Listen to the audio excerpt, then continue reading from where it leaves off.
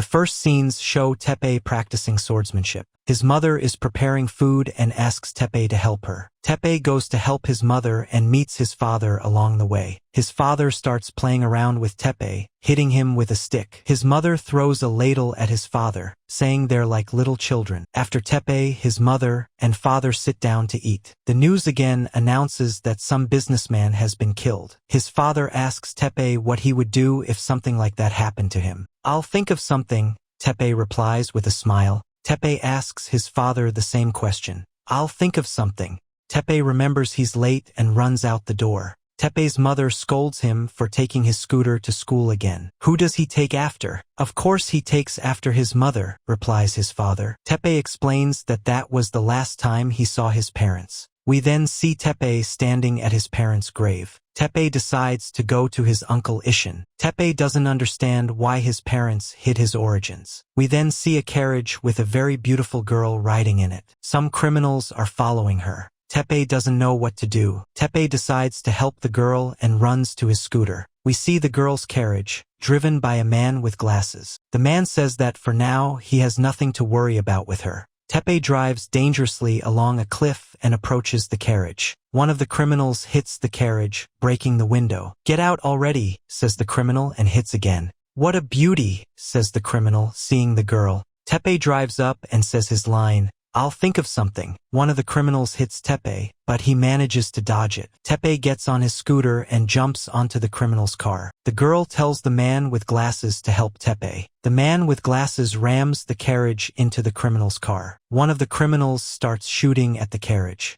The criminal points his gun at Teppei. The man with glasses hits the criminal, saving Teppei. A wheel falls off the carriage, and the girl is left hanging on the carriage. Teppei jumps from the car to the carriage, trying to save the girl. The girl calls out to the man for help, suddenly falls, and Teppei catches her. The girl looks at Teppei in surprise. Suddenly, the carriage breaks down, and Teppei and the girl fall. Teppei and the beautiful girl fall straight into the trees. A man with glasses sat down next to the criminal and pointed a gun at him. The man grabbed the gun and broke it. The man tells the criminal that he will pay for this in full. Then we see the girl and Teppei lying on the grass. Teppei says he's alive thanks to the branches that cushioned his fall. His hand accidentally landed on the girl's large breast. The girl came to and greeted Teppei. The girl asks where we are and what we're doing here. The girl says her name is Charlotte Heiserlink. Teppei says she has a name like some princess. "I am a princess," Charlotte replies. The girl also reproaches Teppei for touching her breast. "Do guys really like big breasts that much?" Charlotte asks. Teppei replies that it's a matter of personal taste. Later, we see Charlotte and Teppei walking down the road. Charlotte says she has to go, otherwise she might get scolded. Charlotte kisses Teppei and thanks him for saving her. Teppei watches in shock as Charlotte drives away. Teppei sees 14 missed calls on his phone, gets in, and drives away. Next, we see Isshin's maid calling Teppei. Isshin is unhappy that Teppei is keeping him waiting. We see Teppei, who says he was invited by Arima Isshin. Teppei tries to pass and is detained by guards. Isshin appears, saying that this is his precious guest. Isshin calls Teppei to come to him. Teppei apologizes to Uncle Isshin for being late. Teppei says he wants to call him Grandpa, and Isshin agrees. He asks about his father and mother's accident, saying it wasn't an accident. Isshin says that revenge won't achieve anything anyway. "Revenge is a vicious circle of suffering and grief," says Isshin. Isshin says, "Koni and your father wouldn't approve of your choice." The maid tells Teppei to change his clothes because dinner is coming up. Teppei says he saved someone, which is why he looks like that. Isshin tells Teppei to go ahead, as he acted honorably. We then see a beautiful evening with many guests. Isshin greets the corporation's executives and the other guests. He introduces Arima Teppei as his heir and son. Isshin says that on the way here, Teppei saved a man's life. Isshin asks Teppei whom he saved. "Charlotte Heiserlink," he replies. Isshin praises Teppei and tells him to go change. Later, Teppei tells Isshin that his goal is to find the culprit. Isshin says this performance is to find the culprit. "Kano was the true heir," says Isshin. Isshin tells Teppei to find loyal allies. Later, we see Teppei talking with one of the guests. The other guests also want to meet Teppei. Teppei realizes that his parents' killer is hiding among the guests. Mr. Van Hosen asks the guests to steal Teppei away for a moment. Van Hosen says they're simply trying to get closer to Isshin. The man introduces himself to Teppei as Vincent Van Hosen. Vincent also introduces his young daughter to Teppei. Pleased to introduce myself, Maria Van Hosen, the girl says. Vincent asks, where is Silvia now? Maria replies, gone somewhere. Vincent tells Teppei that he'll soon get used to it all and leaves. Later, a maid gives Teppei some water to drink, and he thanks her. Teppei is surprised to see a real maid in front of him. He notices someone practicing swordsmanship outside through the window. Teppei quickly runs outside to stretch his legs. We see a very beautiful girl practicing swordsmanship. Teppei arrives and compliments the girl, saying he wanted to try fencing. The girl is enraged by such impudence and attacks him. Teppei and the beautiful girl fight equally. The girl smiles at Teppei. That's enough, says Isshin Arima. They're suitable, right? Says Vincent, the girl's father. Isshin says Teppei has simplified things greatly, and the girl blushes. She's Silvia Van Hosen. Isshin introduces the girl. Isshin says that Teppei and Silvia Van Hosen are engaged. We then see Charlotte Heiserlink holding a cat.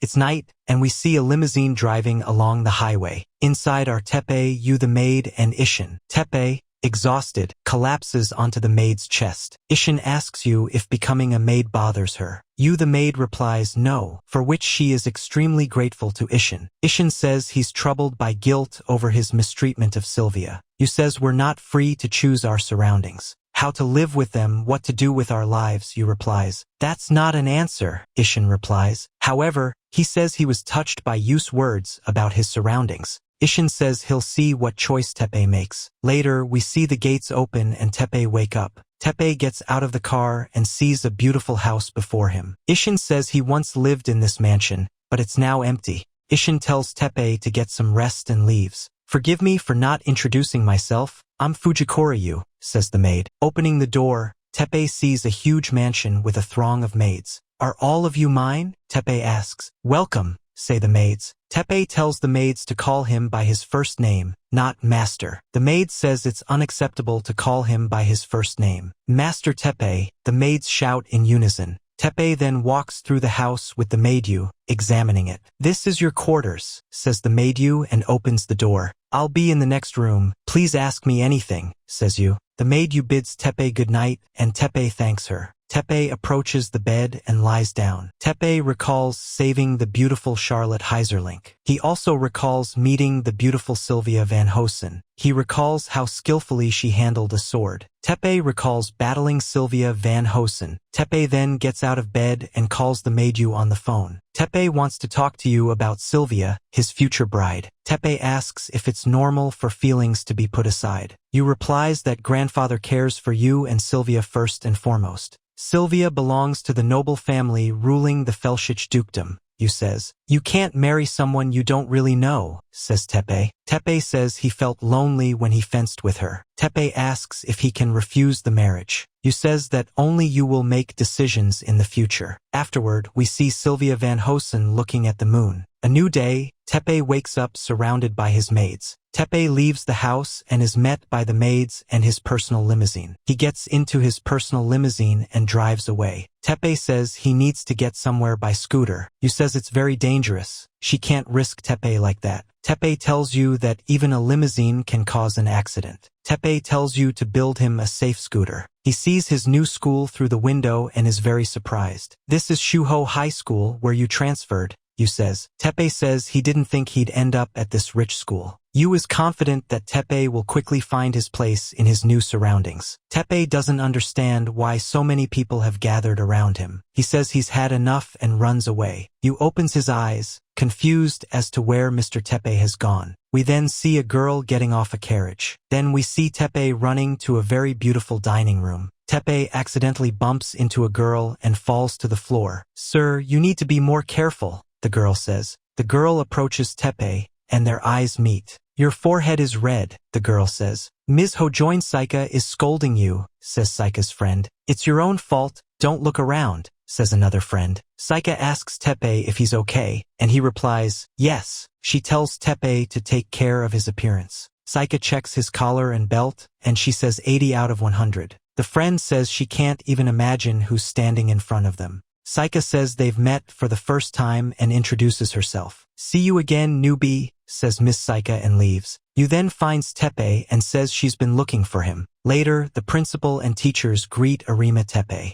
Yu explains that his grandfather provides financial support to the school. Teppei enters the classroom and the students greet him with applause. Teppei comments that things are tough here. One of the students, Nizu Haruhiko, greets him. The other students run up to Teppei and introduce themselves. "It's my turn now," says one of the students. We see Charlotte Heiserlink spotting Teppei through the window. "I hope you won't forget me," says Nizu Haruhiko. "Guess who?" Charlotte says, covering Teppei's eyes with her palms. Charlotte presses her chest against his, and he immediately understands who it is. "If you can't guess, our meeting can't be called fate," she says. "Princess?" asks Teppei. "Do you remember?" replies Charlotte. Charlotte joyfully throws herself at Teppei, and they fall onto the desk. "Ouch," says Charlotte. "What's that, ouch?" replies Teppei. Later, we see Silvia walking down the hallway, thinking about marriage. Silvia Van Hosen opens the classroom door and sees Teppei and Charlotte. "How shameless,"